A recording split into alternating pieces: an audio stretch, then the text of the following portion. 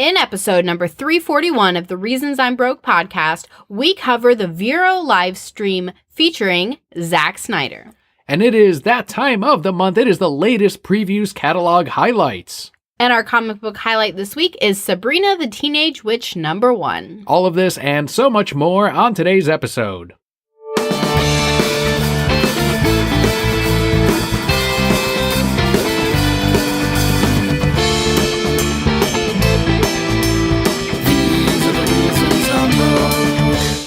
Hello and welcome to the Reasons I'm Broke podcast, bringing you the reasons we're broke every single week, ranging from comics, movie, TV, video games, and more.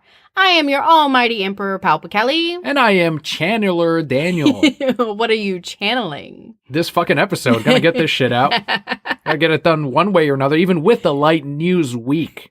So for those of you joining us for the very first time, the way we format the show is first we're going to start out with some news covering all of those topics I just mentioned. We have our Brocat block, which is what happened with us this week, our Patreon shoutouts, shouting out to all of you who make this show possible, and finally our comic book highlight at the very end.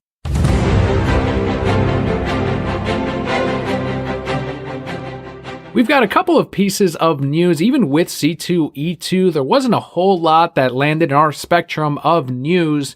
But most of this will be, of course, the Zack Snyder revelations. But first, we are going to kick off with Box Office Mojo's results, in which Shazam, also known as the true Captain Marvel, took in $3.3 million in its Saturday preview showings. This puts it ahead of Aquaman's $2.9 million. So that's already an amazing projection of where this movie could go. Do you think that the early preview screenings are at all an indication of the success that will be Captain Marvel? I think it could be potentially, because you can purchase tickets to these early screenings, right? It's not just all given away. So that's that many more people that went out to see these early screenings. Now, you could also argue, was it more accessible to see these early screenings than it was for Aquaman? That's always a factor that we don't know. Some are also arguing that people are coming off the high of Aquaman and want the next big thing, which right now is DC's Captain Marvel. Then let them. Let the people fight or see the movies, whatever. Captain Marvel opens in theaters day 1, April 5th, and we do have our tickets for that Thursday night showing. So we are going to have a review right here on the show in the next week or two. Very excited to watch Captain Marvel. And do you think this will break the $1 billion mark? The 1 billion? Will it do higher? Will it do more than Aquaman? Is this something that you got to think worldwide? Obviously, it's going to do better, I think, in North America than Aquaman. However, you don't have Jason Momoa bringing in the moms. This is accurate. So even before you mentioned that, I was going to say worldwide, no, I don't think it will bring in more. In the U.S., probably, because I feel this will be more of a jokey movie, which is what, unfortunately, a lot of people want to see here in the U.S. But yes, there's no Jason Momoa. There's no abs. Zachary Levi, while I like him, he doesn't do it for me. Are you at all nervous about this being the new direction for Warner Brothers and for the DC Extended Universe? No, because this is a very, at least from what I've seen thus far, feels like a very Shazam movie. This is what you expect from the character of Shazam. I don't expect dark, brooding, Billy Batson, like, oh, my life. That's not who he is. Even when you're watching Justice League Unlimited, right? He's a very light character who is bringing that humor. So from what I've seen, this is what is expected of his character. And I am still trusting Warner Brothers to still handle the characters as they need be. Not just, make everything light. You still trust them even after Justice League, even after what they did to Zack Snyder? I thought Aquaman was handled very well. Wonder Woman was handled very well, and that was a huge success. Why are you going to mess with something that works? And to be fair, a lot of the heads did roll that were responsible for Justice League. So that's the one thing that a lot of people keep forgetting. It's like, yeah, it's still Warner Brothers, but a lot of the people that made those decisions, including Sujihara, are now gone. So those... See you later, bye. Exactly. I think it's going to be a new type of era with the DC Extended Universe. That all being said, though, there is a whole vision, there is a whole plan that we did not see to fruition, that we will never get, unfortunately, on the big screen as intended. And we are now learning even more details. It is all thanks to Zack Snyder, who put it all out there, thanks to a Vero stream. At a 3-night director's cut screening of Dawn of the Dead, Watchmen, and Batman v Superman, director Zack Snyder unveiled so much information. You were sitting there in the corner like I'm trying to fall asleep, and you're like, Kelli, Zack's on. And like just watching your phone like an addict. I had to. You were just so ready for any morsel he would throw your way. Like a true DC beluga. I was going to sleep. Fuck that shit. I knew you'd tell me about it later. So let's go ahead and play a couple of minutes of this type of unveiling, and we'll dissect it and really talk about what he revealed to the world and to this panel of viewers. Chris Terrio and I had finished the script for Justice League before this movie came out, right? So that script was done. Movie came out, and some people didn't like the movie. A vocal minority. and so I was asked by the studio to like say, hey, you can't, there's a lot of stuff we don't want you to do from that script. So we did a rewrite, right, of the script. So the original Justice League that Chris and I wrote, we didn't even shoot. I mean, there's a lot of it that we shot, but the actual idea, the hard idea, the scary idea, we never filmed because the studio was like, that's crazy. And we were so insecure at the time after this movie came out, we were just like, I guess it is crazy. Like, we're fucking nuts. Like, what are we, there's gonna be mass hysteria in the streets if we film this. Apparently, Crazy. All right. it's a long story.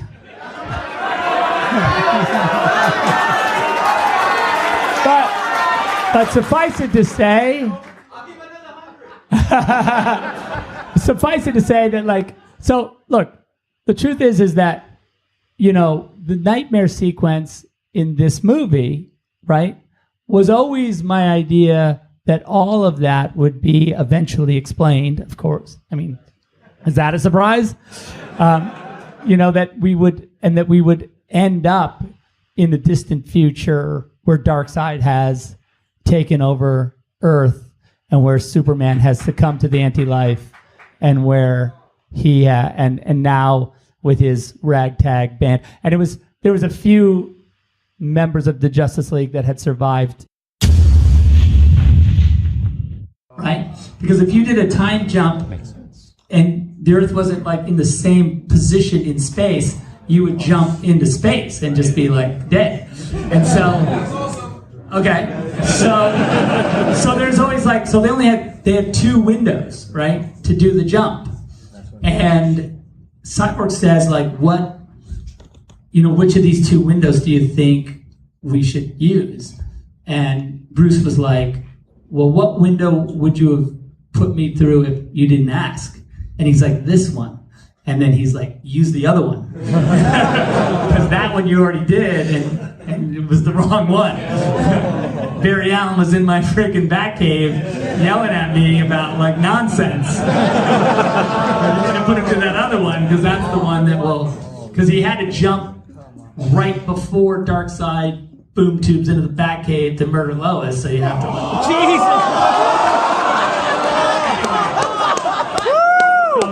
That was the window that he had in life. Anyway. All right, so I'm just going to say that right there easily worth another 100. It's in the future. There you go. So originally, this was an event to raise money for this particular theater. They knew that they were going to sell these tickets because of that Q&A session at the very end. Dawn of the Dead, Watchmen, and BVS, Batman v Superman, the director's cuts of all 3. So who was not going to ask about the original vision that was Zack Snyder's? One of the things that he touched on was about the original Justice League, right? As we just heard, that he and Chris Terrio had the entire script already written to what was originally Justice League Parts 1 and 2, and to the studio it was too much of an undertaking, too much of a risk after what the bloggers and reviewers and how they slammed Batman v Superman. He specifically says the script was done and this is not what was shot. He's like, look guys, this is not what was shot. It was never shot, but this is what the story was going to be. And he went into the nightmare sequence. First off, that's so unfortunate that the studio was like, nah, Zack, you be crazy. Because can you imagine what it could have been? And it breaks my heart, right? What it could have been if his vision was just allowed to be just completed the whole way through, right? If they just said, yes, go. The biggest thing is that they saw the reviews and immediately pressed the panic button, even though Batman v Superman, as much as these bloggers and reviewers like to pretend that, no, these, and I hear this all the time too, every single day from subscribers and customers of, now they're getting everything on track. And I'm like, after Justice League, yes. Before that, all successful. After that, all successful. It is that one mark. People like to pretend that they are righting the ship, that they are making things right. It's like, things were right. These things were making money. It was a very profitable set of many movies. One of them was not as profitable as the others. And guess what? It's the one that Warner Brothers decided to completely fucking change. They thought that better reviews would equal more money. In fact, it ended up being, when you change the formula, it cost you everything. Right. But you mentioned just a little bit ago the nightmare sequence. You broke it down fantastically for me earlier. Why don't we talk about exactly his vision? So as he said earlier, and he did not go into specifics about whether this was going to be part 1 or if this was going to be part 2, but from that t-shirt that he put up as a design, we can pretty much break this down to this is part 2 and this part would have been part 1. And the way he described it, I'm thinking that the nightmare sequence is part 1 of Justice League, in which it would have been, as he said, Cyborg half destroyed by probably Darkseid, with him and the Flash and Batman working together to try to prevent this inevitable future that they ran into. It is about sending the Flash back in time and stopping the death of Lois Lane. And what we see in BVS would have explained everything in Justice League Part 1, in which he said, oh, I'm too soon. You heard that in the BVS. So he sent them to the wrong plane. So he said, okay, Lois Lane is the key. And that's what he remembers. And that's also what he remembers in the future of this particular timeline. He even said in the thing, look, time, if you really want to break down time travel, it's all fucked up anyway, and it doesn't make sense. But this is the story we were telling. And that's what, obviously you can do that with Back to the Future and all of these other movies. But the whole vision of this nightmare sequence and this Superman who would have been affected by the anti-life equation from Darkseid, been corrupted by Darkseid, with that death of Lois Lane, this is the catalyst. That is the changing point to this future. The part that blows my mind the most out of everything that he set up, right, is that you can tell that he really understands this franchise. He understands Batman and the Justice League and all these different characters. He's not just somebody who wrote a Batman movie. He's not just somebody who wrote a Justice League movie. He, like, if I could see his vision in a comic, it would be a great fucking comic too. Mm-hmm. Yeah, and that's something that's probably not going to happen, but even from before we got the Justice League movie, there were changes being made by Warner Brothers. As we know now, the humans were being changed, and we saw that in Justice League briefly in that flashback in the history lesson scene where they're being changed into parademons, right? So in Suicide Squad, instead of those monsters, they would have been parademons, and Enchantress would have been given the mother box to open up a boom tube to bring in Darkseid's army. And instead of, that giant brother guy that she had, it would have been Steppenwolf that the Suicide Squad would have fought instead. Okay, but without that brother guy, we wouldn't have gotten Diablo being a badass. We would have gotten Diablo being a badass against fucking Steppenwolf. All right. Ya te chingas, pendejo. Like, he says that to him. What does he say? Ya te chingaste. He says that to him. And I'm like, I understood that immediately. I'm like, yep, I get it. I've heard that. I've heard that all my life. What does that mean? It's kind of like saying you're fucked now. Oh, okay. And he would have taken on fucking Steppenwolf's Are these the words ass. you're saying around our son? No, I don't say that around my son. Okay. But it is also not something that I'd be like, oh, well, he knows. Like, when he sees Suicide Squad eventually, he'll understand what that means, hopefully. Well, that all changed into these glob monsters, and we got Enchantress's brother, and I still like Suicide Squad, and I would love to see the Ayer cut, but this could have been an even more interwoven type of universe and a bigger vision. But even from back then, they were changing things, and that was a part of the BVS thing, because that took place after BVS. And as Zack said, they started changing things with the reception of Batman versus Superman. And that included the reshoots to Suicide Squad, that included the change of tone in Suicide Squad. And as he said, this particular script never got shot. So that's when they rewrote, and he said back then we were panicking too, and this is when we were less confident. I'm sure if he would have, hindsight's 2020, right? Right. He would have fought harder and said, no, we're just going to move forward with this. They're all making fucking money. Fuck off, man. Or fire me. Yeah, let me do what I want. And apparently they did with Joe Whedon when they got rid of Zack, and Joe Whedon came in and fucked it all up.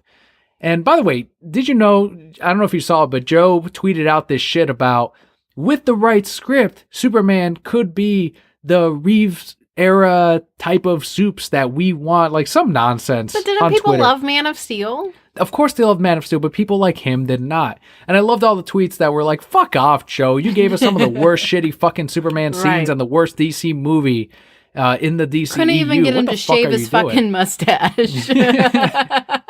I will get more entertainment out of Batman and Robin than I will over Justice League. I have no desire to ever see Justice League again. That is how bad of a shitty movie. I'd rather see Catwoman than Justice League. Hell yeah, I'd rather see fucking Catwoman. Yeah, but we can make fun of those. See, now if you want to stalemate me, you ask me, do I want to see Justice League or Avengers? Then I'm like, I don't fucking know. Like, it's just flip a goddamn coin. They're both awful outcomes. Just shoot me in the eye. Like, I'm done. Which one did he do? Tommy Wiseau could make a better Justice League movie or a better Avengers movie. What would, now we gotta dive into this. I'm sorry. What would happen in Tommy Wiseau's movie? It would just be constant debating, and someone would be sick. It'd be Superman fighting everyone, right? Like, oh, they misunderstand me. And that'd be great. I want Lois to walk in. I'm pregnant, huh? Don't worry about it. Everything's going to be fine. Oh, hi, Clark. But he's dressed as Superman at that time, so she's just fucking blowing his cover through the whole thing. Why does Clark have a suit? Tuxedo. It would make a Superman colored tuxedo for him to wear. He really would. They should have hired him instead of Joey Whedon. But this whole sequence, this whole script that we did not see, just getting back on track. And we know that the battle against Darkseid is not over when they fix the future. And this is when, or I guess the past, but both. And that's what would have been Justice League 2, where they do end up confronting Darkseid. Darkseid's plan obviously fails. He probably would have known of this, just like Batman knows of this particular past. And that's when he would have, according to the shirt that is hanging up right here in our closet, the future of that particular Justice League Part 2 of Bruce Wayne dying, killing Darkseid, and then them naming the offspring of Clark and Lois Bruce Kent. Like, that would have been the ending to this arc and the DCEU. But it's not because Bruce helped out so much. It's just because Superman's in love with him. That's right. Okay. How do you have a baby with Lois? That's what I want to know. He probably made her put on a Batman mask. I crack myself up. Oh my god. Poor Lois.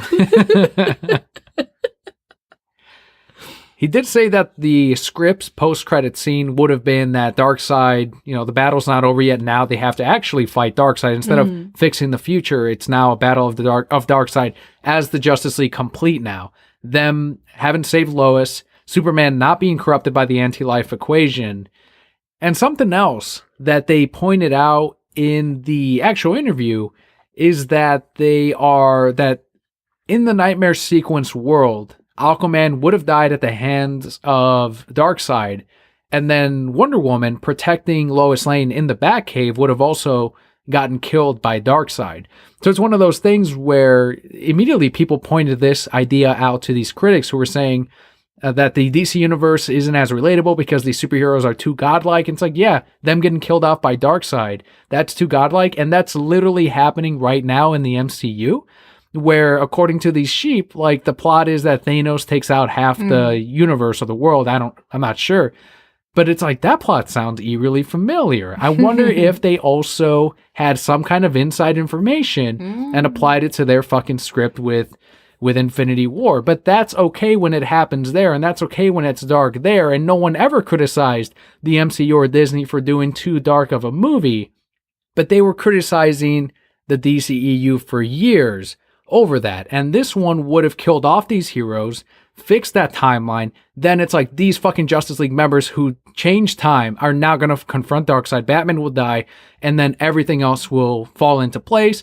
The birth of little Bruce Kent, and finish. Like, that was his whole vision. This whole idea of they don't even know what they're doing. They do. But thanks to these fucking people, thanks to these bloggers and reviewers, it changed everything. The one thing he didn't talk about is what Justice League got filmed. What was the script that we actually should have seen in his cut? Separate things right there. We have an opportunity right now. We need to send somebody back in time. Who's the fastest runner we know? To have a dream sequence for Zack Snyder. Well, between you, me, and Leo, you're the quickest runner, and you've ran the longest, so we're going to send you back. I can use my palpable lightning to help me. That's true. So it could be like, oh shit, I'm too early. You'd be like, nah, I'm right on time. Fixing this on the first try. Show up, Joey Whedon's there, like, as a young man getting ready to get a call from DC. I'm like, you out of time, baby. Like, take him out. He never answers the phone. You got to take him down Arkham Asylum style. Yeah. Oh, doesn't even know what hit him. Then got in the wrong range. And then we can fix the future and then continue our battle towards the MCU. Well, even if the Zack Snyder vision would have continued, it still would have been nonsense bitching, but they would have gone forward with the vision and the artwork. No, again, I'm going back to fix it all. So it'll be exactly what he wanted. That's what I'm saying, though. We still would have, because people are now like, I'll fix them too. These bloggers, you can't fix them. They are unfixable. They're still saying, well, I'm glad Zack's not making movies anymore after they saw all of this plan. It's like, fuck you, and I'm gonna fucking not even give you the time of goddamn day. I have a new plan. I may never come back from this plan, right? Because it's really far to run into the past. But first I'm gonna run into the past and fix that. And then I'm gonna keep running into the past and find you and be like, Daniel, become the biggest blogger ever. and then you're gonna become the biggest blogger ever, and they'll listen to you, not the rest of them. The one part that I want to dissect and think about, because I feel like he's talked before about the cosmic treadmill, how that was a part of the vision, and people freaked out like, hell yeah, man, the cosmic. Now people know because of the Flash show, but it's like, no, the fucking cosmic treadmill. But his version of Justice League, the Zack Snyder cut, and he was doing the signing afterward, and that wasn't a part of the conference, and they asked him, hey, so is it actually finished? Or do they still have to do VFX or any of that? He's like, no, it's done. There's actually like 10 different cuts of my cut of the movie. It's all up to Warner Brothers. It's not up to me. Right. They just have to do it. And he's like, that's literally it. That's all I can tell you. So it's almost him saying, continue the fight or continue doing it. And supposedly, according to insiders at Warner Brothers, yes, they are very well aware of release the Snyder Cut. Of course they know. And they're actually feeling pressure as well. Good. From Make the them fan feel base. pressure like they felt pressure to change shit. From people that actually worked on the film as well, like Jay Olivia. And all of this is still all like a maybe this can happen. And it's like one of the things that a lot of these fellow DC mutuals were doing is once they knew that his vision was never filmed, they kind of gave up. They're like, well, even if we get the Zack Snyder cut, it's not what he originally wanted to do, and we're not going to get that. It's like, fair enough, but it's still his, like, all right, well, we're going to rewrite this and we're going to do this instead. Don't you want to see that at least, like as the final bit of closure? And I never expect them to ever hit this again. I don't expect him to return and actually redo that. I want to see if there was ever any kind of indication to the nightmare scene in Justice League. Was there ever any part of that, okay, let's send the Flash back? Because so far from seeing Justice League and from what I've seen on Vero and what he's talked about, there was never any scene in which they're like, okay, let's send the Flash back in time. It all still ends up being a dream sequence that is unexplained unless they had gone forward with the original script. And that's the part that I kind of want answered.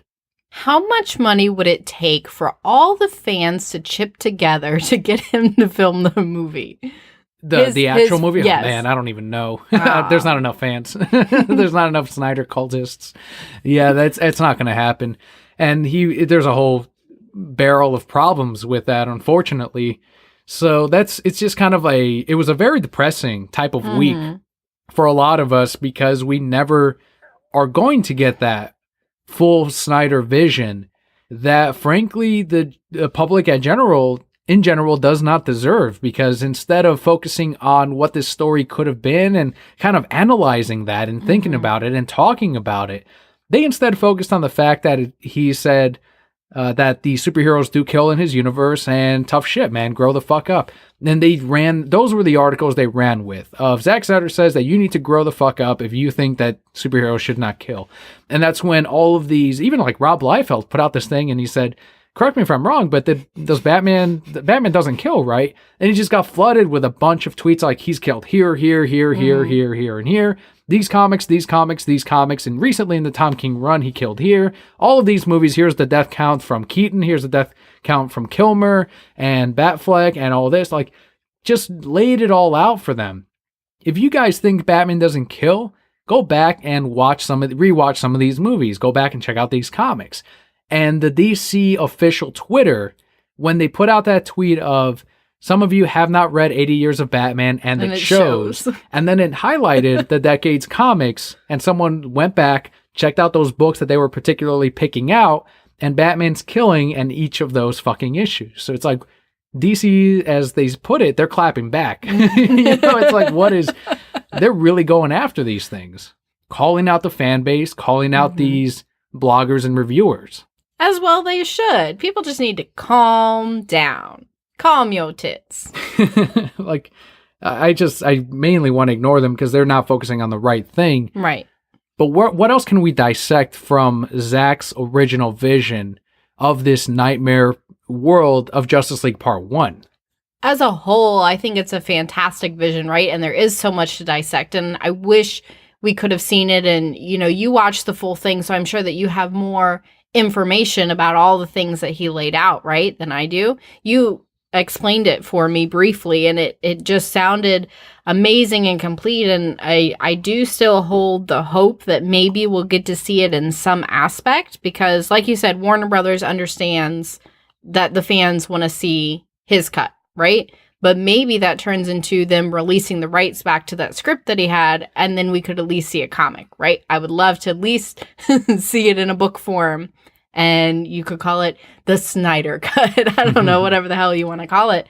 But there's just so much, right? With Lois being the key and their kid, and that setting Superman off, which it 100% would. Staying on that Lois point that you brought up, a lot of people have thought that when you saw Justice League, when Batman brings Lois to calm Superman down, and that kind of snaps him out of that essentially a Lazarus pit type reaction that he has to being resurrected, Zack, as we know, was asked on Vero, so Lois being brought on to calm down Superman was the key, right? That's what you meant by Lois is the key. And he's like, what do you mean Lois being in that scene? So that was all a part of the reshoot as well, not even his original script. So there are so many questions still that he did not answer on Vero, that of what he actually shot. Not the script that we did not get, which is what he went into about Darkseid killing Lois Lane and that being a huge fucking thing. Okay, then what was rewritten? What did you do instead? What ended up snapping Superman out of it? We know he goes back to the farm. That there's some scenes there that were originally by Zack Snyder.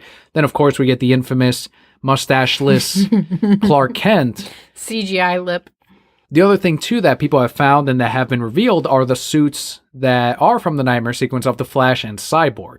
So they're not the brightly colored ones. There's like bullet type of armor on the Flash. I don't know what you call it, where they have the row of bullets that they wear.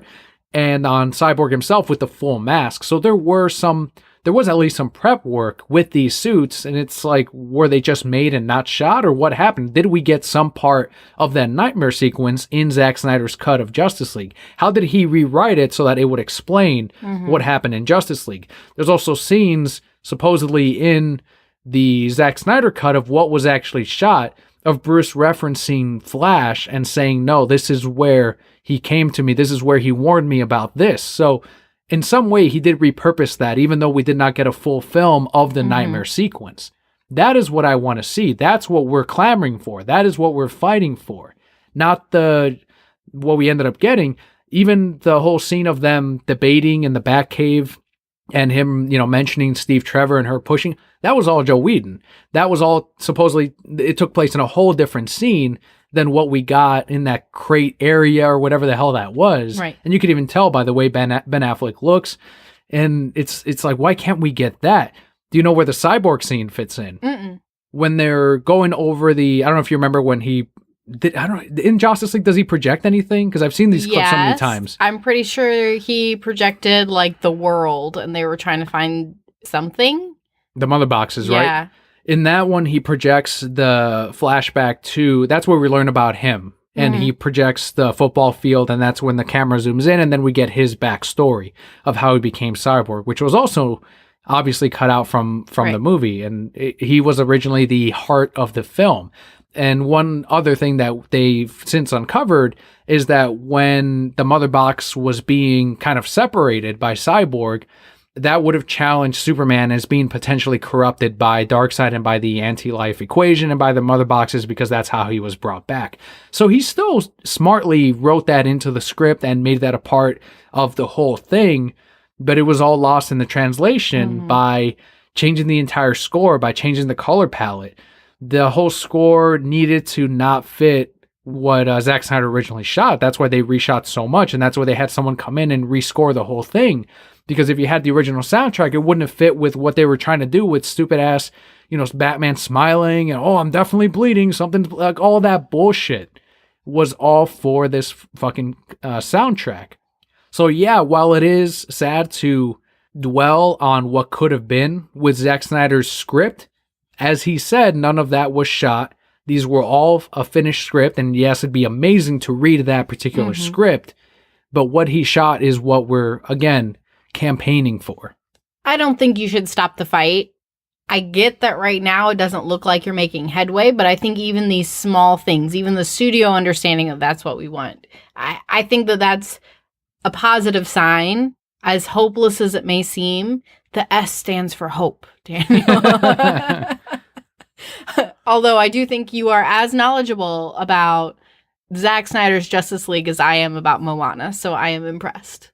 Because the news is, of course, very light this week, let's play pretend. Let's go ahead and Emperor Kelli goes back, and she changes the past, and we are in that fucking alternate future where we get somewhere. If there is an alternate Earth, like we're talking about the Zack Snyder vision and how possibly great or not it is, however it turned out. And they're like, yeah, it is great. You and your sucky Earth. MCU changed their course too, and they're what the fuck happened they're to dark you guys? and brooding. They're dark and brooding too. And we're not even talking about a wall. Oh, okay. Because I think they timed out the thing where by now we would have gotten Justice League 2 according to the original timeline as set by Warner Brothers, because they would have, the original thing was to film them back to back. And now we know that they never did. Instead, they just rewrote the script and we got one Justice League film. So with that alternate timeline, by now we would have seen Justice League 2 and the death of Batman, right?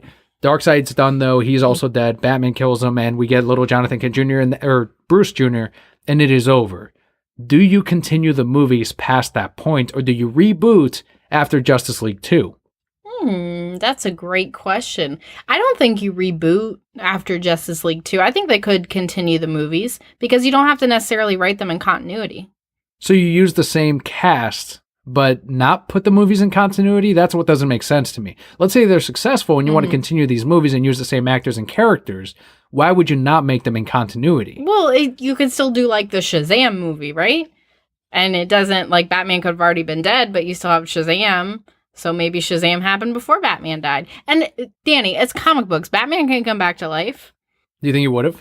Maybe. Like, he would have gotten lost in time, right? Maybe. I don't know. Yeah, maybe that's he could have done happened. that. Or maybe you find him again and he's ruling Apocalypse because fuck it, he's Batman. You've been corrupted, Bruce. No. I haven't. Brr, brr, brr, brr. It's No, like, oh, all right. I corrupted them. It's the Batman equation. Stronger than the anti-life equation. All right, Bruce, I guess you're good then. Yes. Well, do we know how he died?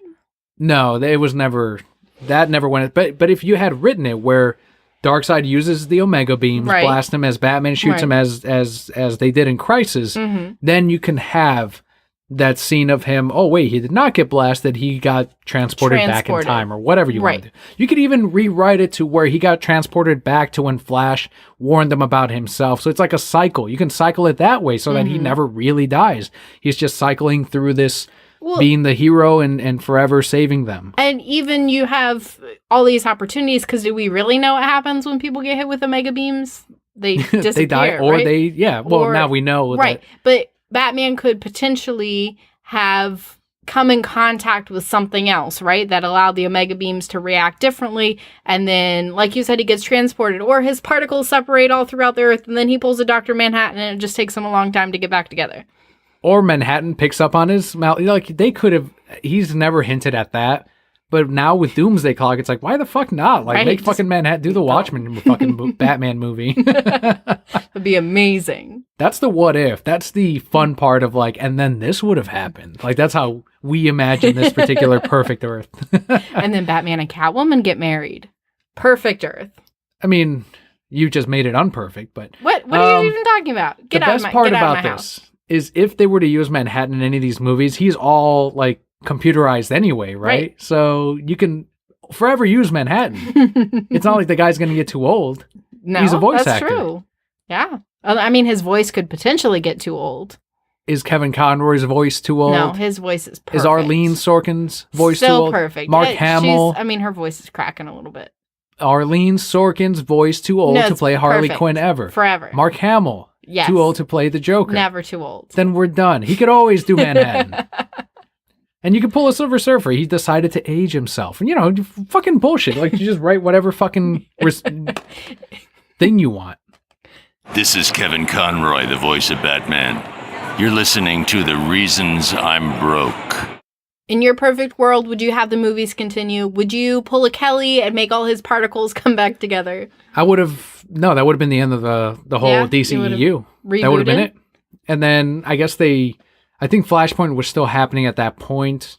If you wanted to use that to reboot, fine. But if not, just use a different character and make a different movie. I don't...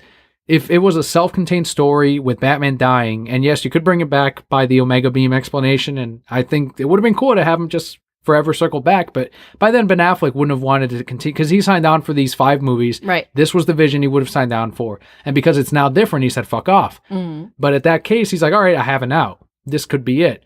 And a lot of people are like, Batman Beyond. It's like, no, we don't have to do Batman Beyond. You can, I don't think the world's ready for Batman Beyond yet. It's more plausible to do a Nightwing as taking over as Batman than it is Batman. Damian. So if you want to continue it, do it like that, or do Damian Wayne, but then you would have had to explain the whole Talia thing. So Dick Grayson. Like, just go with the Dick Grayson battle for the cowl as it happened in the comics, and you can continue the films that way. But I think the thing that would have made more sense is just reboot the universe at that point.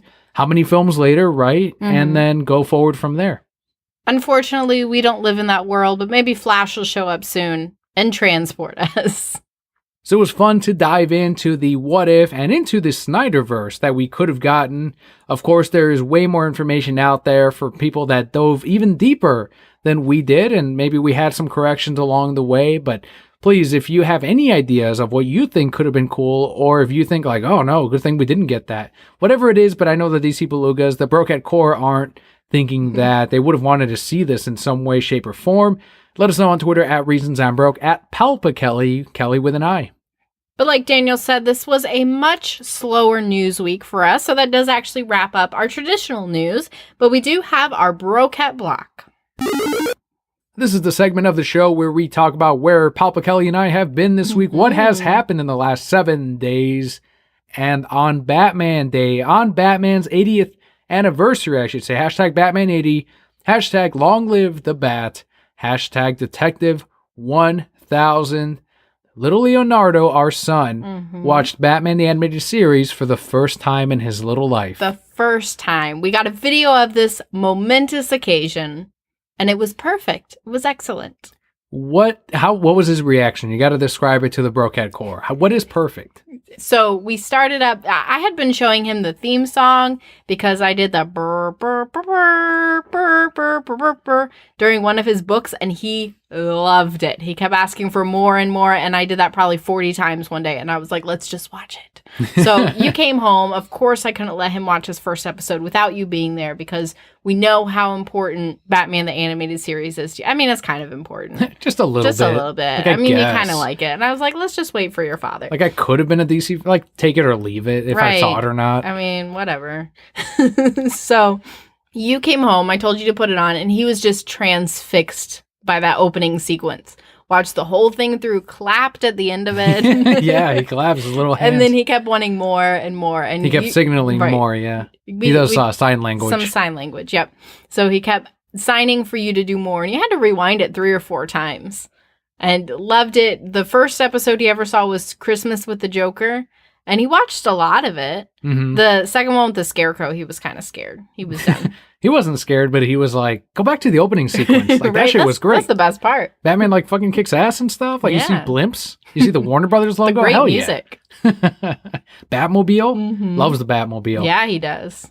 It was definitely a momentous. And tell it again, what he does when he goes to the comic book shop. What's the one item he not only picked out the first time, but continuously goes to? Every time. There's a Batman bank. So there's several shelves, 2 shelves, full of plastic, like, coin banks. Busts. And yes, and there's Batman, there's Superman, there's a Thanos glove, I believe. The Michael Jackson glove, as Mr. Riggs put it. There's a Rick and Morty thing. There's Godzilla and Mechagodzilla and Deadpool. And the Alien Queen. And the Alien Queen. And Captain America, 2 of them. Spider-Man, 2 of them. He doesn't care about any of those, so I don't even look at him. So he always goes right over there. Like, first he says hi to you and he gets really excited, but he always goes over there and he'll point. And I'll try to hand him every single bust, and he wants none of it. He, like, shoos it away. Like, go away, he Mom. backhands him. Go away. And he always picks up that Batman every single time. And he'll go around the store and he'll put it in a place and decide it's not right, and move it and put it in another place. Carries it around his whole visit. I think we have to buy it for him. We do. We do have to buy it for him. He loves it.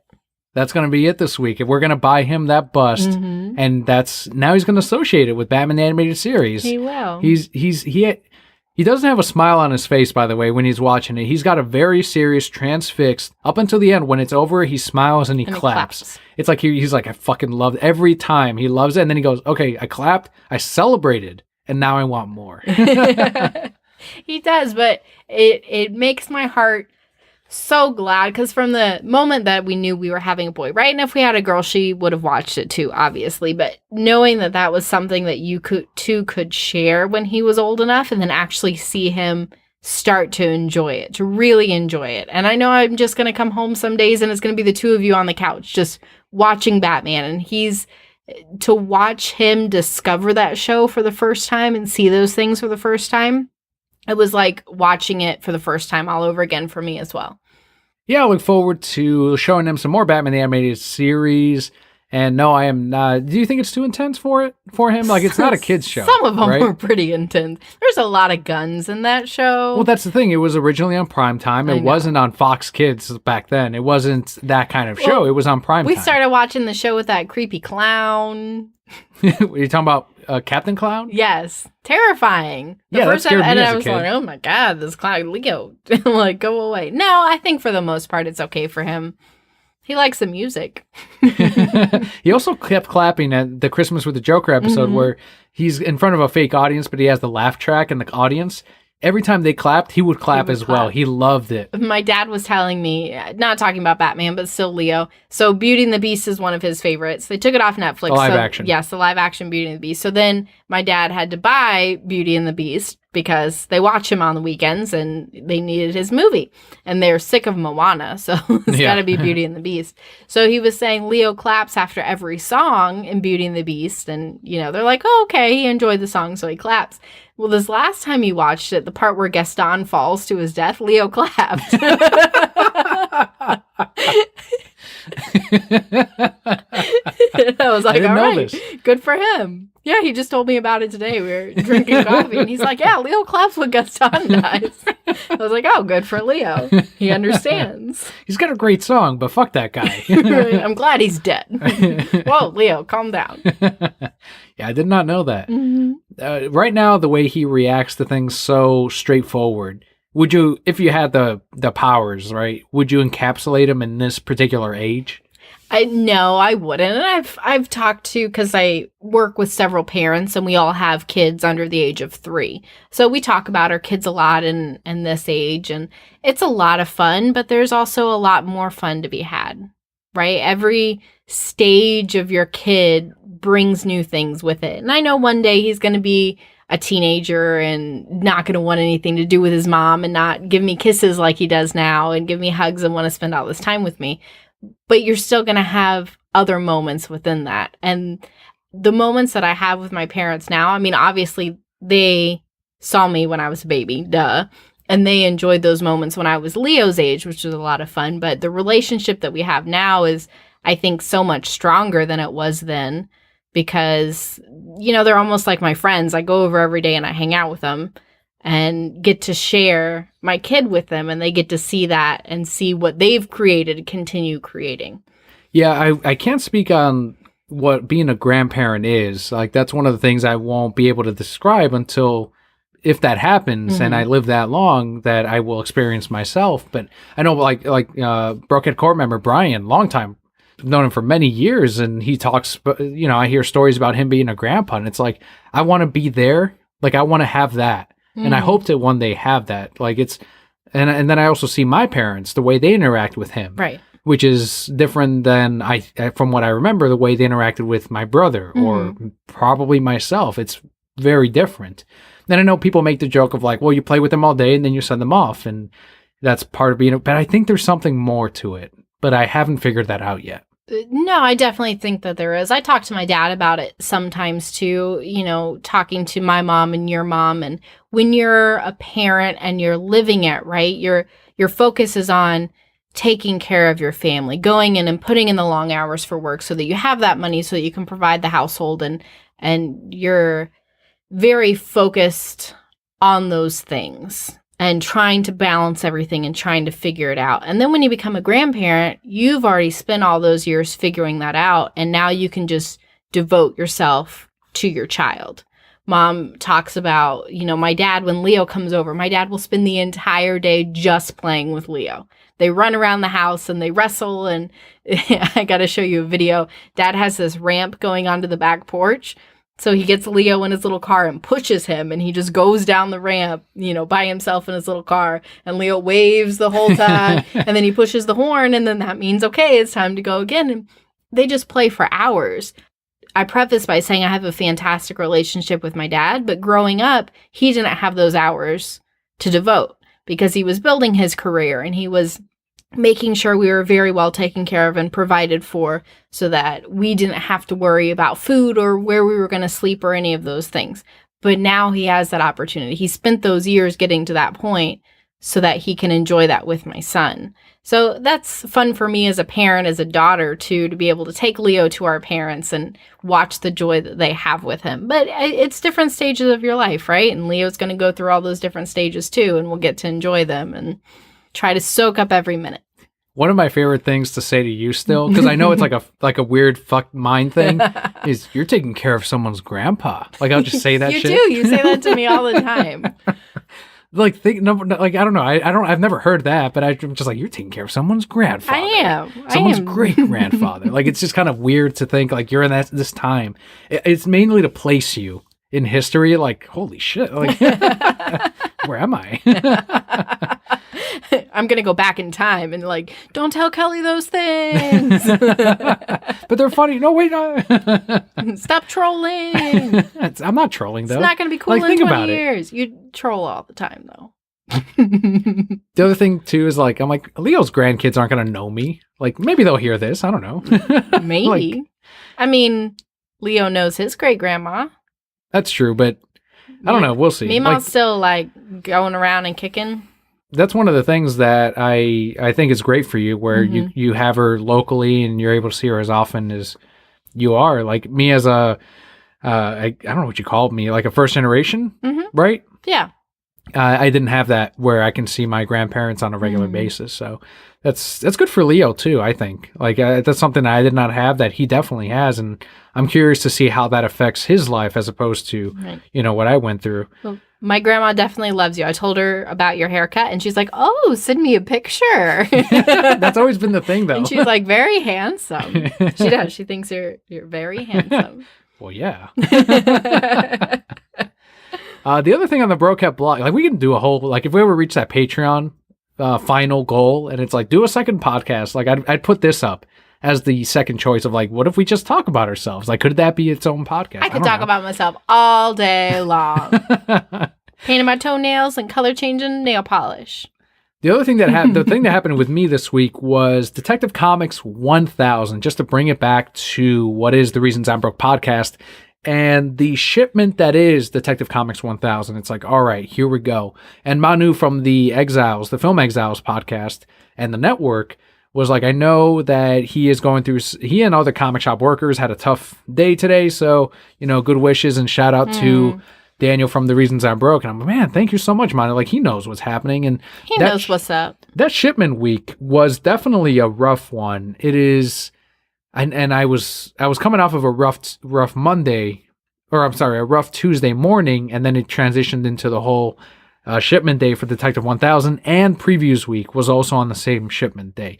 Like there's a whole thing. Like I know if some of you only pick up on Wednesdays every single Wednesday, there are battles in the trenches on Tuesdays to get these books counted, sorted, and filed away into boxes as accurately as possible, and then putting them out at the end of the night. I don't know how other comic shops do it. I don't know if some of them do it on Wednesday morning. I would never do that. I would do it on Tuesday night, as we do it now. So on a day like Detective Comics 1000, when there are these decades variants, it's like I have two Marvel sections because Marvel does all these fucking variants every goddamn week. And I'm like, God damn it, now I have two Marvel sections for this week. Well, next week is also our free comic book day shipment.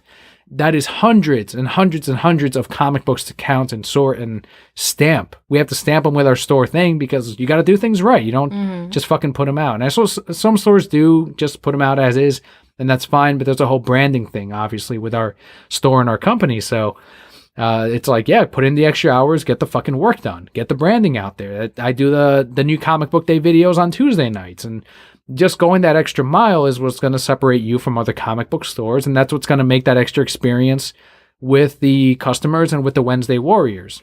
So it's going to be a rough couple of weeks because I think I've gotten an email from Diamond that they're going to split up, thankfully, the shipment into 2 weeks so that it's not all at once.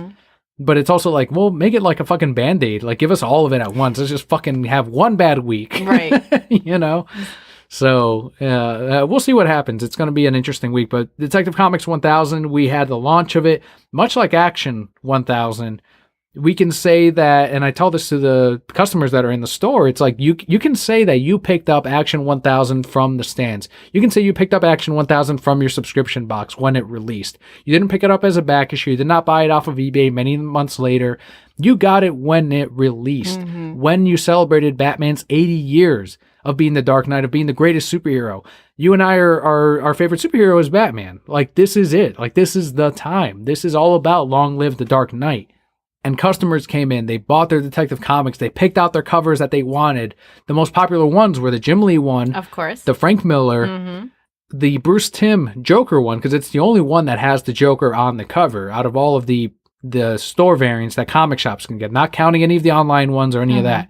And then a couple of people got the blank ones, which I was really surprised about. It's like, hell yeah, man, get one of those, get some art at MegaCon, for example, in Florida. So it was really neat, and some of the customers were like, I didn't know it was $9.99. And I'm like, man, how'd you not know? I fucking advertised the hell out of it. Like, I told everyone in the store, but it's like, they still got it. Like, they're like, this is great. And a lot of people were also thankful that this is not just like a one-shot. Like, obviously, it's a compilation of stories, but it's also the part one of now it continues in 1001. And they did the same thing with Action 1000, where it's like, okay, there's one story in here that is going to continue in 1001. And in this case with Detective, as they advertised in the solicit, it is the in-continuity appearance of the Arkham Knight. And I don't think it's going to be Jason Todd. Really? It'd be too obvious. Of course it's not going to be fucking Jason. Why would it be Jason Todd? What if it's Alfred? It's going to be anyone but... Alfred's way more probable than Jason Todd. I want it to be Andrew Belmont, and I swear to fucking God, if like months from now it ends up being Andrew Belmont, you fucking heard it here first, and then they also make the Phantasm in fucking continuity. That would be amazing. If I could hear the comic as it was intended and written, and there's like a voice modulation, I'd be like, it's a fucking woman. I know it. That's what you think about the Black Mask or whatever in Riverdale. Yep, I do. And then in Arkham Knight, when your time is over, old man, and it's like, that's fucking Jason Todd. Remember in the podcast? Jason, what are you doing over there? Months before the fucking game came out, we were both remember. like, fucking Jason Todd. It's like, oh shit, it actually is. Oh, I just ruined it for everyone.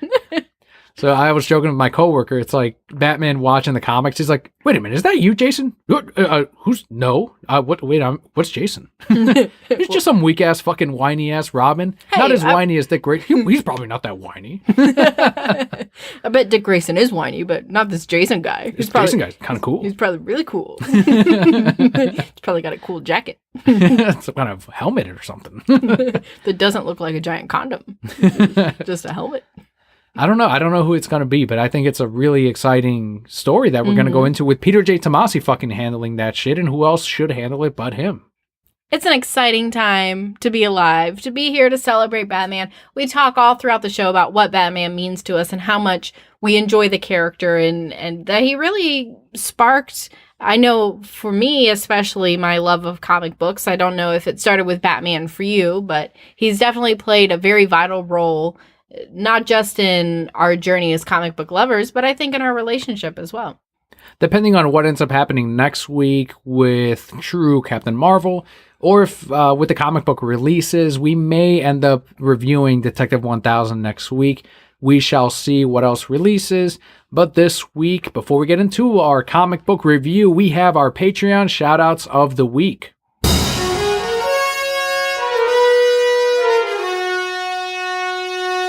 We have so many backers now. I'm scrolling through this list. I'm like, shit.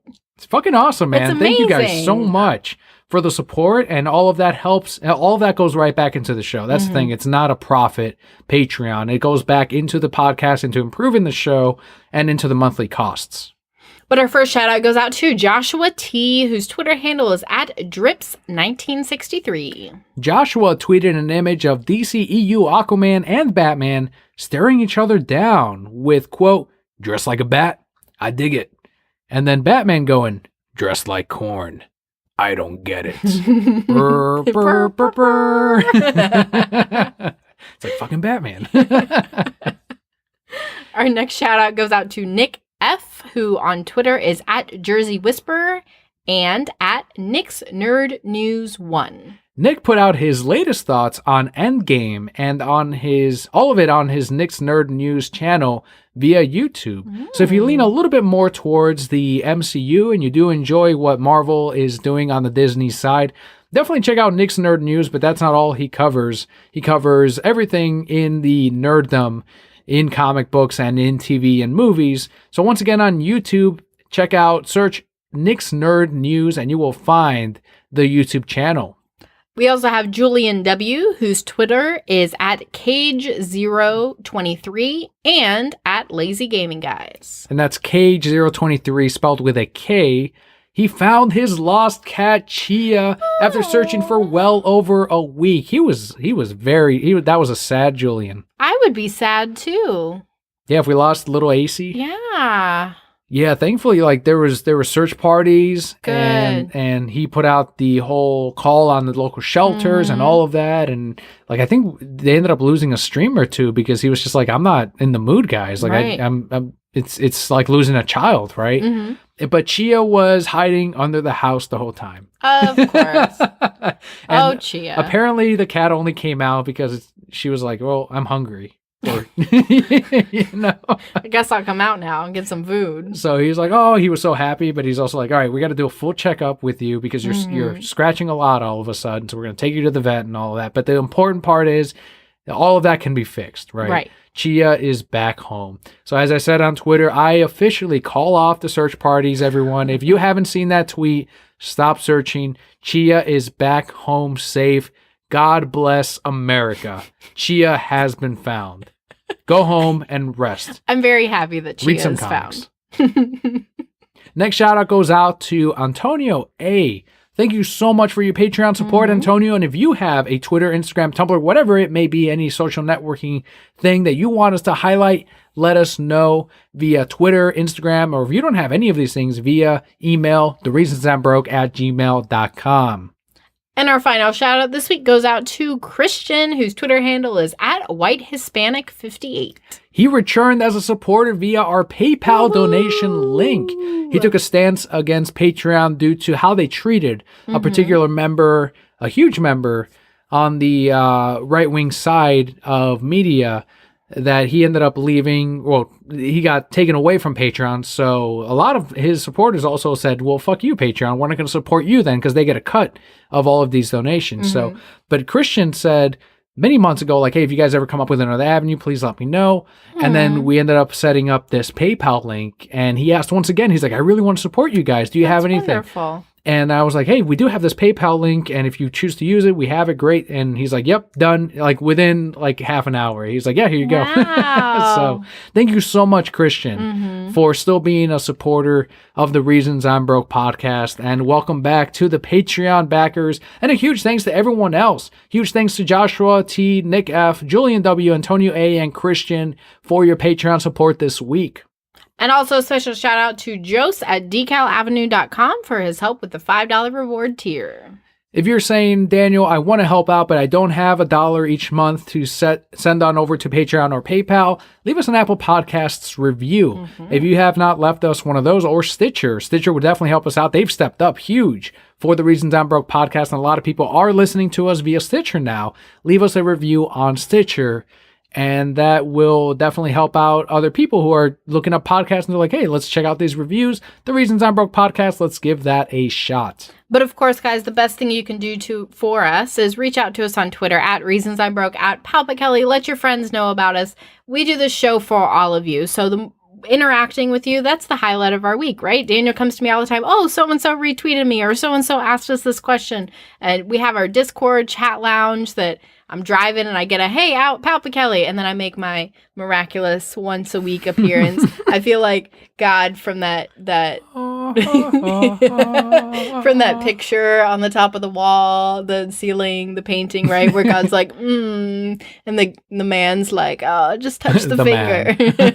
And I'm just like, here I am. And then I go, peace, and I'm gone. They probably keep talking to me. I don't know. I'm gone. Peace. Dun, dun, dun, dun, dun, dun, dun, dun, dun, dun, dun. Leo loves that song too. Yes, he does. All right, let's head into the final two parts of the podcast today. Let's go into our comic book highlight of the week.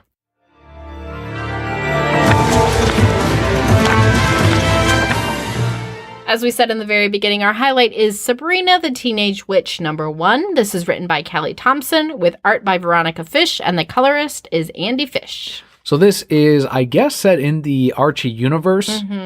On the cover itself, it says Archie Forever, and as we know, as we've been reading Archie, which is now going to be retitled Archie and Sabrina for the next couple of issues until they end up inevitably breaking up. It is, I guess, set in the same Archie universe, but maybe back in time. That's the one part I was confused about. Or is this its own continuity? No, I think it's definitely in the Archie universe because she's in Greendale, which is very close to Riverdale. Okay. It's just the next town over. So I think it is the beginning of her story, so it's a little further forward. I don't know if it'll actually cross over with what we have in Archie, because like you said, the next ones are called Archie and Sabrina. So I think that may be the only section where they actually cross over, because I kind of feel like they set up two potential love interests in this. Yeah, I agree. Like the thing, even if you were to say, okay, this particular Sabrina eventually goes over to Riverdale and meets Archie and they fall in love and all of that, how much time has passed before? Like you can tell, many fucking stories before ever hitting Riverdale, if you even choose to hit Riverdale. You know what's another potential, right? This could have been after Riverdale. That's another thing. Because they do say, oh, we moved to this new town. And she's like, oh, human kids, like, they're horrible, right? So, I don't know. It doesn't have, yeah, that's the thing. It doesn't have to cross over with Archie. It can be its own thing, and I'm totally fine with it. What'd you think of this first issue of her acclimating to high school, being the new girl in this particular school, using spells to fuck with these people, and setting up love interests? I thought that it was pretty good. It had a lot of the same vibes from the Netflix show, but much lighter. So the Netflix show for me, while I do like a lot of key aspects of it, is very, very heavy. And as I've mentioned before, after you have a kid, your anxiety is through the roof all the time. So it's just too heavy for me to really get into it. But this kept those same things that I liked and then made it lighter and really almost kind of in the same feel of Archie, where it's a very modern story, a very modern telling of these characters, very relatable. And definitely more magic involved. Let me ask you that. Like, is it different because it's not you always say that the DC universe, you don't like the magic side of things, but because this is not DC Comics, are you cool with actually dealing with? Yeah, of course. It's just the DC magic that I don't like because I don't relate to it with the characters. Yeah, I was going to say, I use the word dealing, but it has nothing to do with actually like any religious connotation or anything. Right. It's just that you like your DC characters like Batman, where it's just real world, Gotham City, he's fucking fighting criminals, and that is it. Exactly. So this, I'm totally fine with it because this is Sabrina's world, right? You see even the very beginning, spoiling just a little bit, she walks downstairs and she doesn't like her hair, so she just changes the color of it using magic. And I mean, that's cool. That's who she is. And she's trying to adapt to being a human kid. At the same time, she also has to be a witch. And she even mentions that, like, she's stuck between these two worlds. And it's interesting because I feel almost like all high schoolers feel that way, even though we're all humans. You feel like you're stuck between two worlds. So extremely relatable, very lighthearted, but I feel like it's still maintaining the same spirit of Sabrina. And that's one of the things where you said it relates to high schoolers. And that's probably the target audience, but it's also like, well, we've gone through that. Like, everyone's felt the way that Sabrina has. And so it's like, well, it's not just for high schoolers. Like, people our age can find something to enjoy in the book. And us being fans of the Archie universe so far, and that reboot that they did many years ago, this works. And that fits in that. And Sabrina itself is a series that I am happy to stay subscribed to. We'll find out, several issues down the line, but usually we'll take to Twitter and say, hey, we ended up dropping this. More recently, we dropped Brian Michael Bendis' Superman. It ended up changing way too much than what we were comfortable with, especially with Jonathan Kent Jr., where he's kind of a brat. It's like, that's more Damian than it is Jonathan. So that's a whole different subject. As far as Sabrina itself, if you like the current iteration of Archie, you definitely should pick 100%. This up. If you prefer the Netflix version of Sabrina, there's actually a trade paperback that was called The Chilling Adventures of Sabrina that the Netflix show is loosely based on, that you will enjoy more than this particular Sabrina series. But like I said, I still feel like this has some of those same feels as the Netflix Sabrina. So if you like the Netflix Sabrina and you want something a little bit lighter, I definitely think this is something you should go for as well. And be sure, if it's available at your local comic book shop, pick up the Adam Hughes variant to Sabrina the Teenage Witch. That's something actually that came up. The Adam Hughes, amazing artist. I picked up that cover. Elias, we have a commission by him. I don't know how to pronounce his last name. Chatzaldis, I think it's how you say it. I've never actually heard it said, but that's always how I've said it. But he came under fire because he had a retailer exclusive variant where traditionally he makes his women very sexy, like J. Scott Campbell, right? And he did that with Sabrina the Teenage Witch, and he came under fire like, that's an underage girl, and she's a teenager, and you're making her sexy. Where's your stance on that as a woman? I didn't see the cover. I can't. Let me pull it up. We'll do a quick cut. So I'm looking at the cover. Is she intended to be underage teenager or 18-year-old teenager? Here's okay, here's my real stance, right? What she's wearing and how she's dressed is not out of line with how a lot of teenagers are dressing now. They're not going through the awkward Bermuda short stage that I went through. They're skipping to short skirts and midriffs. Very interesting. I have no opinion on this because whatever opinion I put out will be the wrong one. It will, because you are a man. Yes, sexist. I think that is sexist. You really want me to dive into I only brought that up because there was no news this week. I could get crazy into it. I think people are way too concerned with women's sexuality. 100%. And that's really what it boils down to. I've seen some fantastic tweets from women, right, where you follow the tweet thing, but the gist of it is the reaction that men have to women dressing a certain way, that's the men's problem. That's not the women's problem. So who is anybody to say women shouldn't dress a certain way? You know, I've seen a lot where girls go to high school and they wear a dress that reaches their knees, or they wear a spaghetti strap dress, and then, well, that distracts the boys, so you can't wear it. That's not their problem. I have 0 comments on that as well. The one comment I will actually have on the particular variant, if you don't like it, don't buy it. Don't buy it. That's it. Yep. Done. And that's a negative. That's not a negative or a positive. Just do not support it. If you don't like it, if you like it, buy it. Done and done. Now, if it were a nudie cover, then I'd be like, yo, fucking pedo perv right there. Like James Gunn. That's probably too old for James Gunn anyway. So. Yeah. And yeah, too old. That is the standard I have. Like, if James would like it, pedo perv. That's what you are right there. All right, so let's go into the final part of today's episode, the previews catalog highlights. We have more comprehensive notes, mainly on your part, actually. When you put out fucking page numbers. Like, you went all out, and I was like, fuck, man. I did not. It's because last month you said, Kelly, put page numbers. Well, you do go through the merch, though. I go through the variants, and you can find those. I only go through the merch. Do you want to go back and forth on this? Sure, go ahead. I think we should do that. So, on the DC side, there's a bunch of variants that I'm going to pre-order myself, and I think I'll make that like one block or one item. Background number 36 has a Joshua Middleton cover. Gorgeous as always. Joshua does a great job. The Batman Who Laughs number 6 has a Jenny Friesen variant. Normally she's on the Wonder Woman side, and we do have Wonder Woman number 73 and 72 done by Friesen. Amazing work. Not the nicest person when I met her. I'm going to put that out there, and that's one thing why you always want to be the nicest when you can at a convention, because otherwise assholes like me will tell other people. But she did the Batman Who Laughs number 6 variant, and it looks gorgeous. I'm still buying her work. Catwoman number 12 by Art Germ. He's still doing the Catwoman covers, and this is a more classic look to Catwoman where she has the purple outfit with like the cape. Awesome piece of comic book variants. Detective Comics number 1006 has a beautiful Batman variant where it looks like he's almost wearing like a light gray, almost white batsuit, which I thought was really interesting. Black Cat number 1 from Marvel has a J. Scott Campbell as the main cover. Phil Noto, though, came out with a gorgeous variant that is coming out.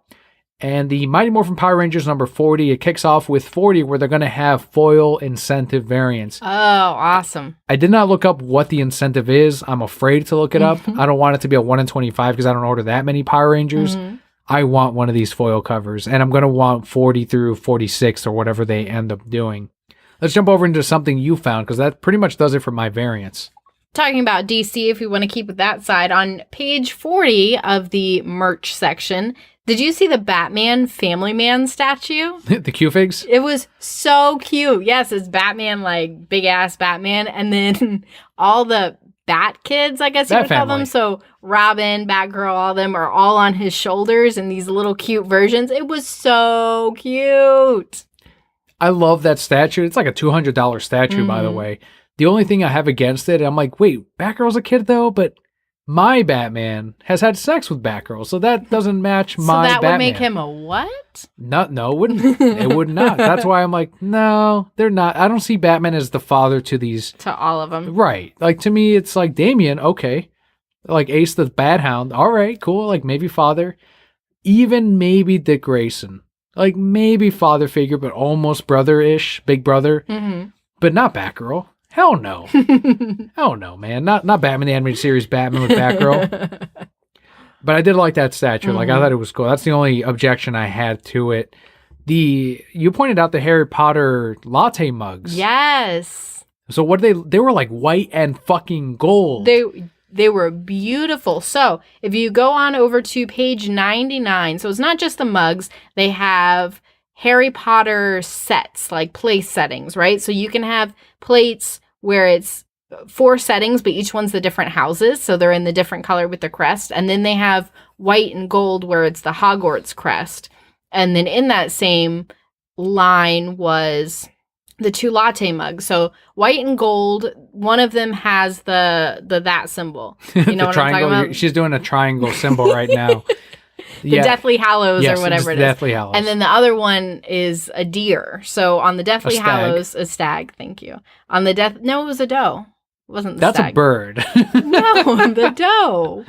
It's a female deer. It's Whatever. a doe. Okay. So on the Deathly Hallows, it says after all this time. And then on the doe, it says always. On the second latte yes. one, yeah. And it's a set of 2. They're $23.99. I think they're worth every penny because Snape is our favorite character from the Harry Hell Potter yeah. series. That line makes me cry every time.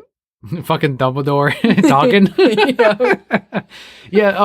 We did a terrible job setting this up. The previous catalog is something you can buy at your comic book shop. Comes out every single month. This is where the comic shop does their orders from. It is $3.99. Previews Diamond prints these out at a loss. They're $3.99. $4 for 2 Christmas catalogs, 3 Christmas catalogs into giant catalog. Everything DC, everything Marvel, so the big 2, and Dark Horse, and IDW, and Blue Juice Comics, and Alternate Comics. All of these things are in here, in this catalog. So if you ever see, like, my comic shop doesn't carry that comic, buy a previews catalog, order it months ahead of time, because that's what they do. If you tell them you want this comic, you saw it in your previous catalog, and let's say it's not an incentive variant, yes, they can get it. Yes, they will get it. So get that previews catalog, and if you're following along, what was the last one you said? What page for the Harry Potter 99. latte? 99. I saw the Sonic the Hedgehog coin banks. So Sonic Treasure Hunter had pointed these out because it was at I think it was one of the conventions that they had like a super preview to these Diamond exclusives. And maybe places like GameStop might get them, I don't know. But there's a Sonic coin bank that you can order at your local comic book shop. It is $25. It is Sonic doing the spin move, right? Cool. And you can put your coins in there. And even if you don't put any coins in there, yes. Got to make that noise. Even if you don't put your coins in there, it is a cool showpiece. And I'm definitely going to order that for the shop. Might get a piece myself. There's these Sonic PVC dioramas that are $19. Yes, those are really cool too. You saw the characters. You can put them around in the little grass like circle ring. What else did you find in yours? Sticking with Harry Potter, because that's what I was just on, and going back in time, page 64. Did you see page 64? You don't even know what it is. So it's three figures. You have Harry, Hermione, and Snape. I need you to just... I'm flipping through the catalog right now. Turn to just page like the listeners. 64. I'm on page 64. I see some like anime did chicks. I write it wrong? What are these? What Oh, 68. I'm sorry. perverted 68. anime No, chicks that's are not going what I on? was looking at. Go to page 68. So there's Harry, Hermione, and then handsome Snape. That's what Alan Rickman. What do you mean, handsome Snape? Why didn't they pick Ron? That's true. Like, there's 2 Snapes. Yeah, so it's a dark version and a light version of all of them. But then the Snape is like super handsome. I see what you're saying. It's Harry, Hermione, and Snape. And Snape. Of course it is. Why wouldn't it be? Honestly, I sell the But Hermione my thing- Q-fig all the time. I'm sure, but my thing is it's not even normal Snape. Like, it's a young, handsome Snape. You are spouting out these things that are like, they're sellable. Would you now, what would you think, Ron's going to fucking sell more than Snape? Did they not have the Ron latte mug, Kelly? You're right. Nobody wants Ron. It's Leviosa, or whatever the fuck he You know says. what's been popping up I don't know all what a over Ron the line is place? even. That's not, I don't know what Ron says either. But the thing that's been popping up all over the place is that the Dementors didn't go after Ron. Because he's ginger and has no soul. That's hilarious. And so people keep tagging me and they're like, Kelly, did you see this? Her. And I'm like, yeah, I have no soul. What more do you want from me? You're like, neither do you. Souls don't exist. Just stare at him in the fucking eyes when you say that. They're like, fucking redhead.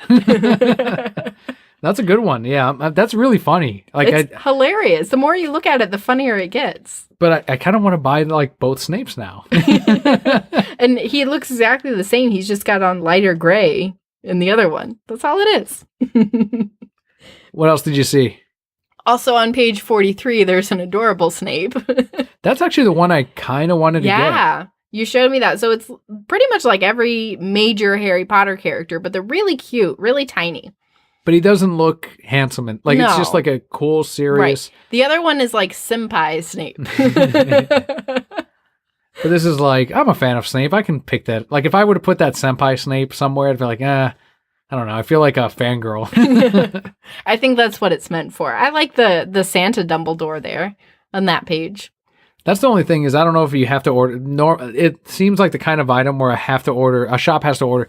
This is where I get upset because they'll say, "Oh, the Snape's only $12." It's like, but then you try to order at your shop, and it's like, "Oh, we can only order it if every shop orders ×2 of each." Like we can't just order Snape; we have to order the whole set, all of them, which is upsetting because it's like, and some customers will go, "Okay, well, I want that figure, so I'll buy the whole set," and it's shitty that we have to do that, right? But it's like, okay, well, one, I appreciate it. Obviously, like, yeah, if you don't mind having one of each.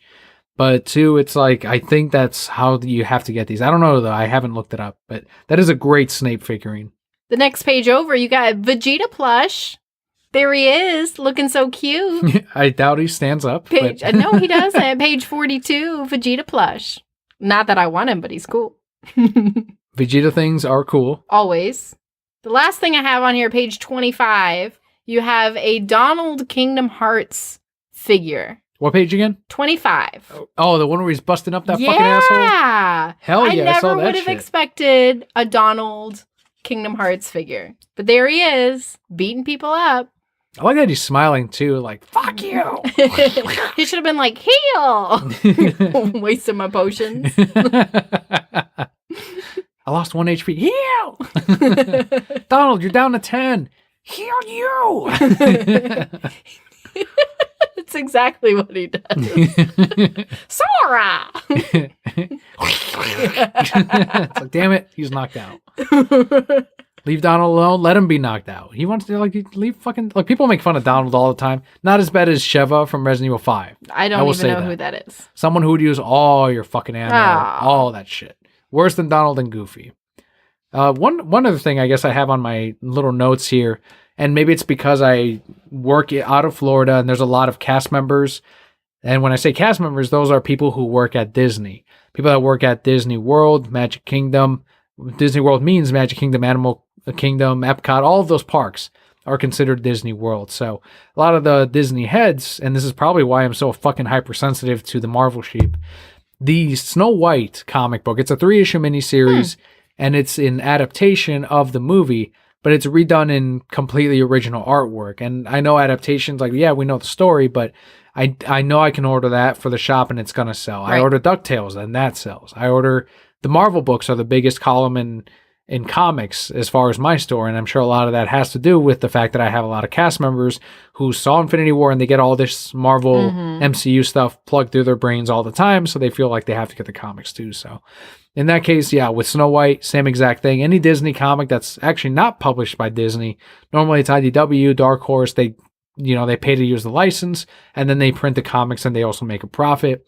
So the Snow White comic is one that if you are into the Disney comics, or if you know someone that likes the Disney princesses, there's a Snow White comic book coming out. And one thing I do also want to point out that's kind of a frustrating thing for me is previews. If you're listening, stop putting the free comic book day stuff in the catalog because it is well over FOC. FOC being the final order cutoff. So I have this problem now where they'll keep putting in these issues, and we're like I said, next week we're getting the comics. They can't pre-order. Like, yeah, you can pre-order these, and we'll just hope that we got some. But there's some of these that are super hyper. There's so many selections in free comic book day. No, what shop is getting every single one, right? And getting multiples unless you're fucking Midtown. Like most 99% of stores are like, well, we're definitely getting the Marvel one. We're definitely getting the Avatar one if they do one this year. We're getting the Pokemon one. We're getting the DC one. But we're not going to get the hyper indie free comic book day stuff. And I have some people that pre-order those, and it's like, I can't get them. It's past final order cutoff, and it's no longer in print. So stop putting free comic book day a week before we're going to get the comics. Right. Does not help. However, for next year, if you're a regular reader and you're just buying these previews catalog, the very first month they put in free comic book day comics, let your comic shop know. Because they will at the very least get you your copy of that one hyper indie free comic book day comic. And you're guaranteed at that point to get that particular book. This has been a public service announcement from Comic Shop Daniel. Hell yeah. My Kelly. I love it. So thank you all so much. That about wraps up the previews catalog and everything else this week. Thank you for sticking with us on a lighter news week. As always, if you have a question you want us to answer on the podcast, we will include it on next week's episode. which may or may not be the true Captain Marvel movie review. It might be the week after, actually, because based on when we record, it's probably going to be in 2 episodes. So if you have any questions that you want to submit for next week, let us know on Twitter at ReasonsI'mBroke, at PalpaKelly. That's Kelly with an I. You can also head on over to thereasonsi'mbroke.com, where you will find a link on everywhere you can find us. As always, guys, thank you so much for tuning in this and every single week. I am your Emperor Palpa Kelly. And I am Channeler Daniel. And Broke at Core, all will be well.